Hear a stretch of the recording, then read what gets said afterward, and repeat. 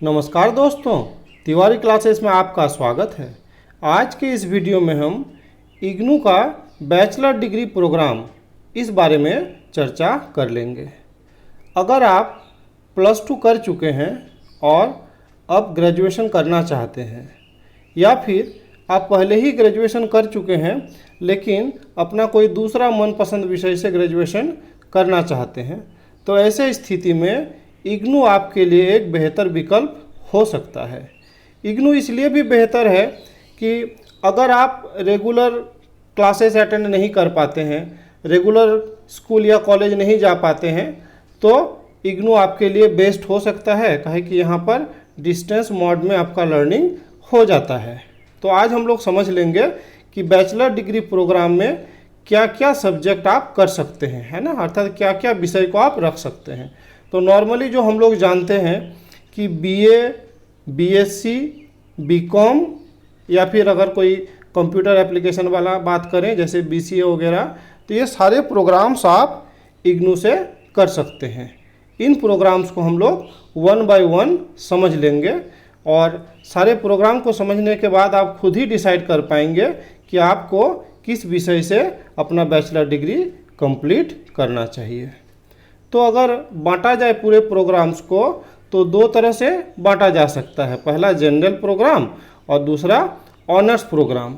ये भी जान लेना ज़रूरी है कि आपके लिए क्या बेहतर है, जनरल प्रोग्राम बेहतर है या ऑनर्स प्रोग्राम बेहतर है।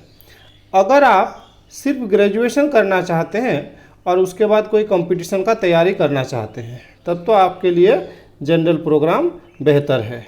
इससे आपको डिफरेंट सब्जेक्ट्स का एक नॉलेज बन जाता है, जो कि आपके कंपटीशन के पॉइंट ऑफ व्यू के लिए काफ़ी इम्पॉर्टेंट है। लेकिन अगर आप ग्रेजुएशन के बाद भी हायर डिग्रीज करना चाहते हैं तो उसके लिए ऑनर्स बेहतर हो सकता है।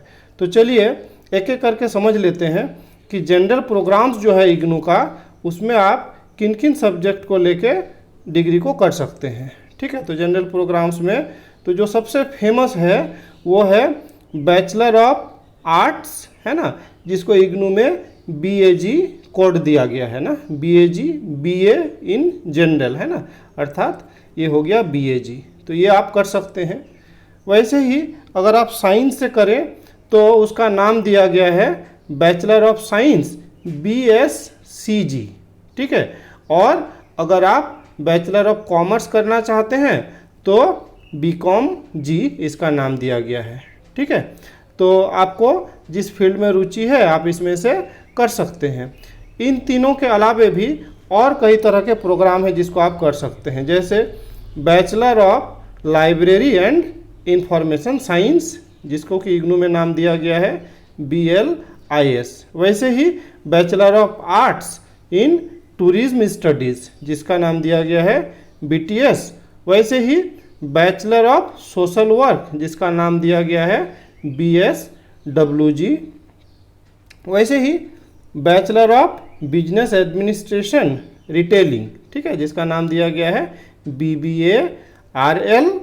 और bachelor of arts in vocational studies tourism management, ठीक है, जिसका नाम दिया गया है BAVTM।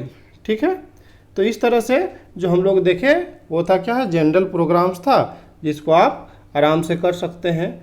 अभी तो सेमेस्टर्स वाइज हो गया है ना, तो आपको 6 सेमेस्टर में इसको कंप्लीट करना है। ठीक है, तो नॉर्मली क्या होता है कि जो 6 सेमेस्टर है वो तो आपका 3 इयर्स में कंप्लीट हो जाना चाहिए, लेकिन इग्नू के में ये हैसियत है कि अगर आप चाहे तो इसे 6 इयर्स तक पूरा कर सकते हैं। ठीक है, अब हम लोग समझ लेते हैं ऑनर्स प्रोग्राम को, है ना।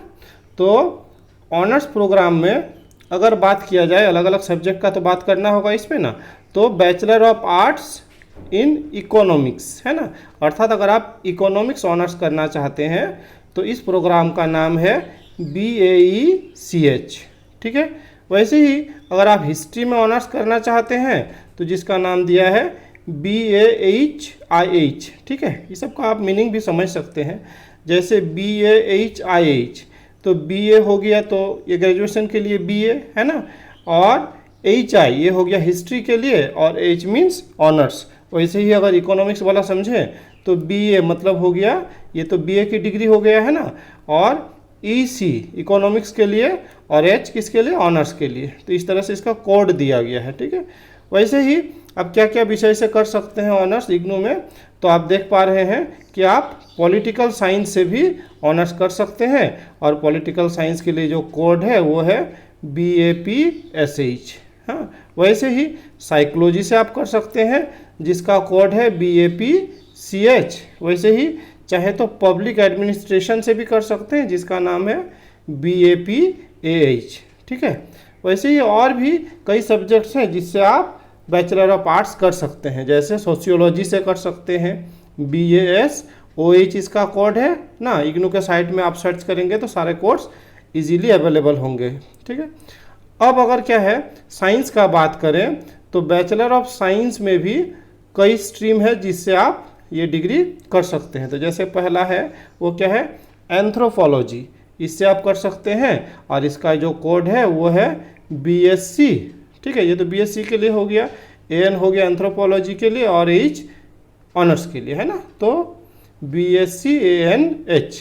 वैसे ही bachelor of science in biochemistry है ना, जिसके के लिए BSc BCH, ठीक है, ये हो गया इसका कोड। वैसे ही अगर लैंग्वेज का बात करें तो आप कई विषय में कर सकते हैं।